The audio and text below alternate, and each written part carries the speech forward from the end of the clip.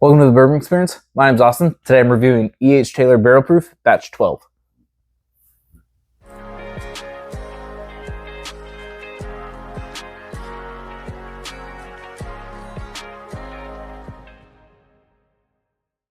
Today's Monday review, or unicorn-ish review, is going to be E.H. Taylor Barrel Proof Batch 12. Before I get into this, if you could please like, comment, and subscribe. It really helps the channel. I'm trying to grow it, and if you check out the Bourbon Experience community Facebook group, join that as well. I give a lot of really cool samples away, and that's a really good way of finding out what videos I'm doing that on, which ones to look out for, and the deadline of when to make sure that you get your entries in. So, that being said, let's get into this. E.H. Taylor Barrel Proof is an annual release from Buffalo Trace. It consists of their Mash Bill 1, and this is the 2023 release, which is Batch 12.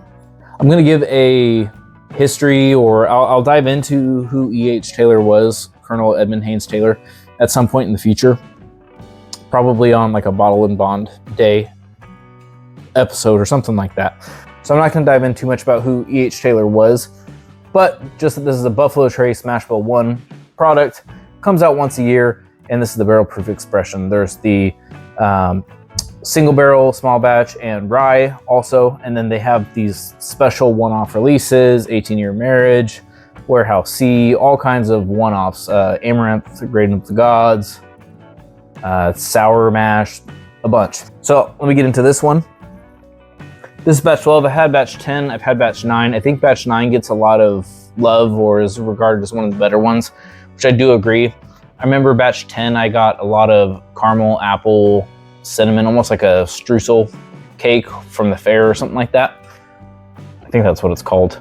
Or a funnel cake, like a apple funnel cake with cinnamon and caramel type of thing. And I think that's fairly common on E.H. Taylor. Even with the small batch, I get like a salted caramel thing in it. So it just makes sense that those flavors would be amplified on the barrel proof. Ooh. So that cuts through like pretty strong on the nose. The proof comes in. There's an apple. There's a caramel in there too. There's a sour note, and not bad. Normally, when I have a sour note, it's like a overly oaked thing, or it's a wood related thing. This is like sour candy, maybe like a apple Jolly Rancher or sour apple candy. It's like very sweet, and just like a little bit of a tang that is good though. It's by no means a negative note. Yeah, I'm getting apple Jolly Rancher on this pretty heavily.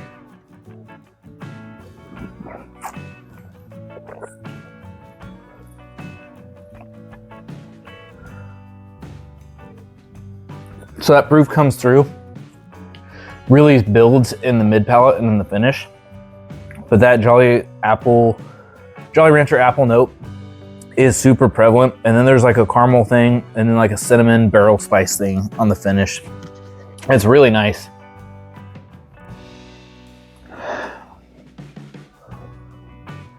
Now on the nose, there's a little bit more of a savory note that you get with like a Stag or George T. Stag, or maybe some Buffalo Trace store picks.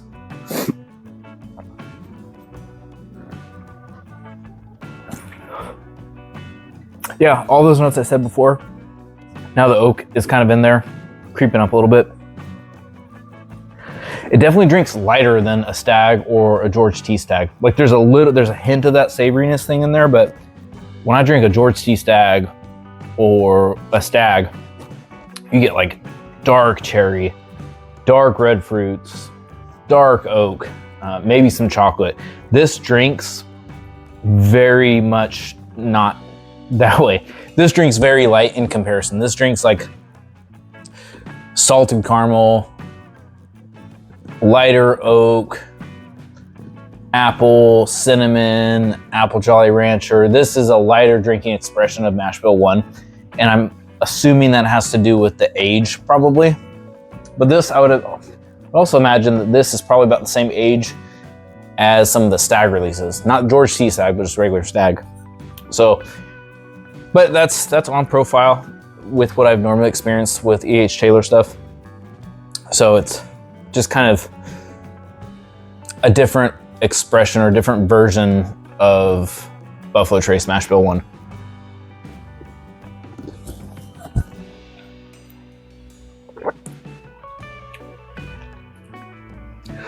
Yeah, I mean, this is super pleasant. There's nothing wrong with this. I'll drink this all day long. That apple Jolly Rancher is really fun. The caramel's there, the oak, the barrel spice, the cinnamon. This is somewhere probably between batch 9 and batch 10 for me. I really liked batch 9. Batch 10 was good, but maybe not as good. And I think this is better than batch 10. So this is probably, but it's right in the realm. It's right in the wheelhouse of E.H. Taylor barrel proof stuff and other E.H. Taylor offerings. Overall, I've got nothing to complain about. I really enjoy it. Do I think it's worth secondary? If you would have asked me this a few years ago, I'd say not a chance. Secondaries come down from like 600, 700 down to like 3-ish.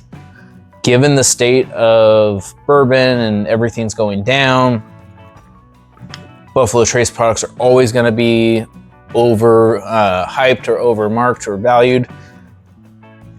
You know, if I didn't have an E.H. Taylor barrel proof, would I pay $250 to $300 for one of these?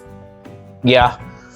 And does that necessarily mean it's worth it? No, not necessarily, but that's kind of the state of where we're at with bourbon and have been since 2020 and a little bit before that. So I think this has fallen in line with where it's at. Something comparable, if you want to not pay this much money or have to seek it out, but something that's fairly close. Blanton Straight from the Barrel. I just did a review with that one. I understand it's Mash Bill 2 versus Mash Bill 1. Mash Bill 2 is the higher rye mash bill. But I get that like caramel and apple thing in the Blanton Straight from the Barrel. So I'd say that's probably one of the closest comparisons of what's out there. It'd be really easy to say Stag or like an Eagle Rare, which that's a lower proof, but it'd be really easy to compare it to another Mash Bill 1 product.